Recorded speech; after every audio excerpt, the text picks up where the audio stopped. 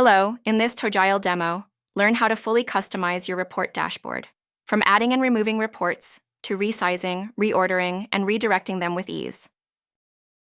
Start by opening the report dashboard from the side menu.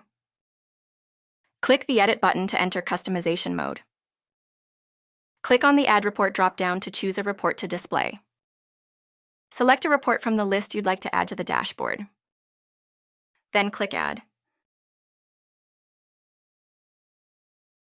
To delete a report, click Edit again. Hover and click Delete icon. Once done, click Save. The report has now been removed from your dashboard. Click Edit to begin layout adjustments. Click and drag any report's edges to resize it. Click and hold a report tile to reposition it across the dashboard. Once done, click Save. Your new layout is now active and saved. To view the full version of any report, click the redirect icon on it. You'll be redirected to the detailed version of that report. This gives you full control to personalize, resize, and manage your report dashboard just the way you need it.